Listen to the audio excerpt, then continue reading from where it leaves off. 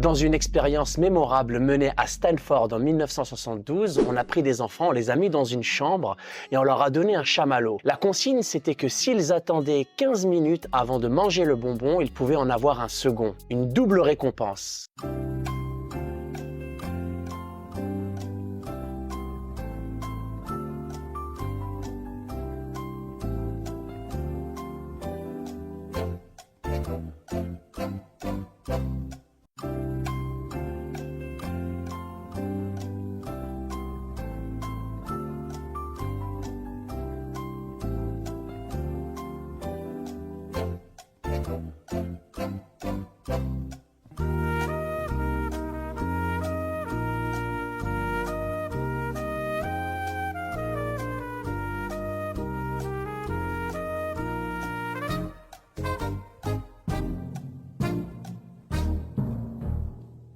Les chercheurs ont ensuite suivi les enfants tout au cours de leur vie et ont découvert que ceux qui avaient réussi à attendre avaient eu de meilleurs résultats dans leur vie. Ils les ont mesurés sur un tas d'indices comme la réussite scolaire, le niveau des diplômes et même la masse corporelle. Grâce à cette expérience, le psychologue Walter Mischel a découvert une corrélation entre l'expérience du chamallow et le succès tout au long de la vie. Mais en quoi le fait de pouvoir repousser un plaisir immédiat a une incidence aussi importante? Quand j'étais petit, tous les mois, ma mère me donnait un peu d'argent de poche que je prenais et que je mettais dans ma tirelire directement.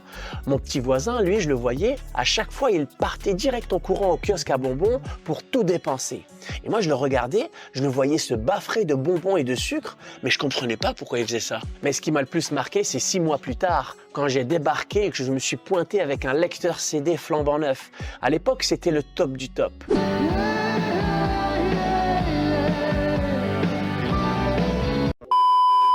Dans ses yeux, j'ai vu un mélange d'incrédulité, mais aussi un peu de regret. De tous ces petits moments de plaisir sucré, il ne lui restait que des caries.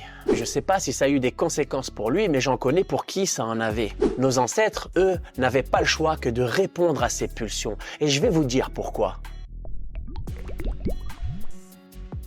Cette pulsion vers les gratifications immédiates est ancrée au plus profond de notre ADN. Nos ancêtres, eux, pour survivre, pour ne pas clamser, avaient besoin de maximiser leur apport en énergie tout en réduisant au minimum leurs dépenses. En gros, il fallait manger un maximum de calories tout en faisant le minimum d'efforts. Et quelles sont les meilleures sources de calories? Le sucre et le gras. Et c'est comme ça que notre cerveau a développé ce système de récompense. En gros, à chaque fois que nous répondons à cette pulsion, il va nous injecter une dose de dopamine, qui est l'hormone du plaisir.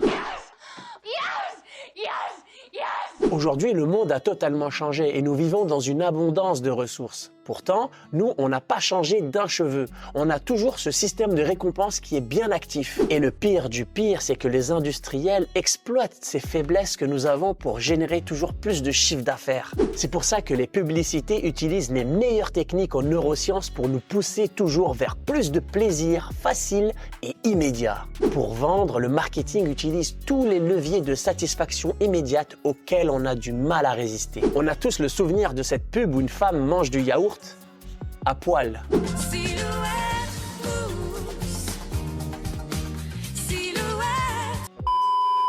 Et c'est totalement inadapté à nos conditions de vie qui ont totalement changé. Aujourd'hui, les aliments sont en abondance et surtout sont beaucoup moins chers. Le système qui nous nourrit a perdu la tête. Jamais dans l'histoire, nos magasins n'ont offert un tel choix. Pourtant, notre budget alimentaire n'a jamais été aussi bas.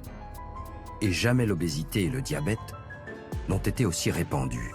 Et comparé à l'homme des cavernes, aujourd'hui, on dépense beaucoup moins d'énergie. Et c'est ce décalage entre nos besoins ancestraux et notre comportement actuel qui est à l'origine de nombreux problèmes de santé. L'obésité, le diabète, la dépression. Et même si on échappe à ces problèmes de santé, on est tous plus ou moins emprisonnés par ce système de récompense qui happe toute notre attention. En plus, c'est devenu facile. Maintenant, si j'ai envie de manger du gras et du sucre, j'ai qu'à faire une commande sur Deliveroo ou aller au McDo. Si je m'ennuie, j'ai qu'à regarder Fast and Furious en buvant une canette de coca.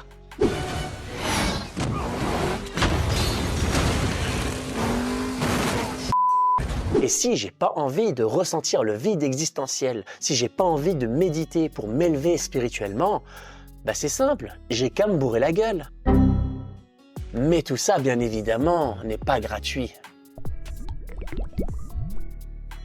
Je repense à l'un de mes amis qui me disait « Je suis épicurien, j'aime manger, j'aime boire, aller au restaurant. C'est mon plaisir dans la vie, je n'ai pas envie de manger des graines. » Je ne mange pas de graines! Quelle ne fut pas ma surprise quand un jour j'ai appris qu'il était hospitalisé, le ventre tellement ulcéré qu'il avait eu un trou dans l'estomac. C'est simple. Easy choice, hard life. Hard choice, easy life. Évidemment, c'est contre-intuitif de lutter contre nos pulsions. Pourtant, c'est en résistant à cette tentation de facilité qu'on va pouvoir envisager les conséquences à long terme de nos actes. Quand c'est trop facile, dites-vous qu'il y a toujours un prix à payer. Et bien souvent, c'est une crise cardiaque, un cancer du côlon ou la pauvreté. Cette quête constante de confort et de facilité finira toujours d'une manière ou d'une autre par nous nuire. Savoir endurer un certain niveau d'inconfort est un signe de force mentale. Ceux qui ont de la force mentale préfèrent consacrer leur temps à des activités qui vont venir les nourrir, qui vont les aider à atteindre des objectifs à long terme. Évidemment, c'est bien moins séduisant de devoir se former, lire des livres, méditer, mais à long terme, vous savez parfaitement que si vous faites tout ça, vous serez au max. Bien souvent, le chemin le plus difficile est aussi le plus gratifiant. Vos décisions et vos actions d'aujourd'hui façonnent votre vie de demain. Du coup, la prochaine fois que vous serez face à un choix entre gratification immédiate et bénéfice à long terme. Est-ce que vous allez écouter le petit singe débile qu'il y a dans votre tête ou est-ce que vous allez faire le bon choix en conscience? Votre avenir est entre vos mains, ici et maintenant. Alors essayez de faire les bons choix. Et pour vous aider, vous pouvez développer votre vision à long terme. Ici, il y a une vidéo dans laquelle j'explique une technique redoutable pour ancrer cette vision au plus profond de notre esprit.